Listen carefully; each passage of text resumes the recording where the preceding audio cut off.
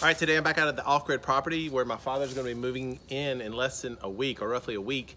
And so we're just doing some last minute things, some preparations and finishing a couple things, at least to get it ready where he'll be comfortable 24/7 living in the tiny house off-grid. And we have a huge problem. As you can see, we have very little sun. It's the middle of the day. There's no sun on these solar panels. So it's still capturing energy, but nowhere near enough. And so we want to get it, this is a 600 watt system. We want to get it close to 600 as possible. Because you know, the demand of living off-grid 24/7 when your energy usage is pretty high. And right now we're in the winter, coming up on the winter, and we'll have less and less sun. So we need to make sure during those peak hours that we get as much energy as possible. This is the third video that where I've introduced the whole off-grid solar system for my father. So if you want to click here, it'll take you to a playlist that I've created for you, and you can kind of start from the beginning and see where we're at, see how we got to where we're at.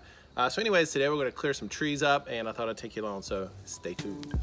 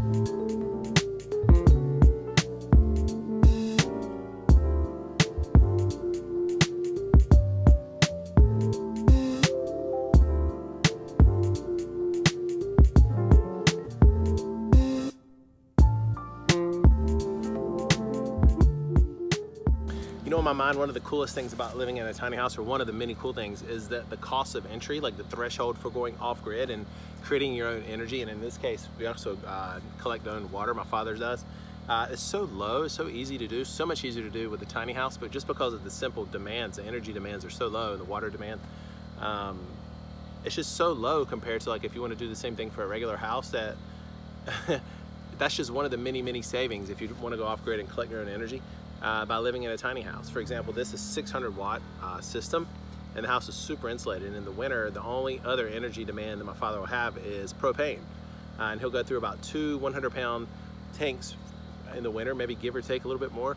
So his his only recurring cost while living here is $40 a year for taxes for this land, which I own, but he said he's offered to pay the taxes, which was nice. And then the propane in the winter will be about $30 per month. Maybe just a few bucks in the summer, in the warmer months, because it'll just be for cooking and on-demand hot water. So it's hard to imagine a cheaper living expense than this, and it's actually not bad. My dad could sit on the front porch and turn the music up, be loud, do exactly what he wants out here, and no one really cares because he's not harming anyone. And so, you know, when I go to the big city or whatever, like New York or just wherever, I just mix it, and there's, you know, I got to my car and there's parking tickets.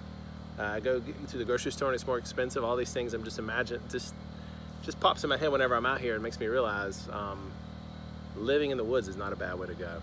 But yeah, anyways, today I just wanted to take you guys along, guys and girls, for this quick project. Just one more step towards getting my father completely off-grid here in this tiny house, 220 square foot tiny house. And I think he's gonna be really happy out here. We got quite a few more videos coming up that we're gonna take you guys along. We've got some other stuff we're putting into place, and I hope you'll enjoy those, and I hope you enjoy this video. So thanks for watching.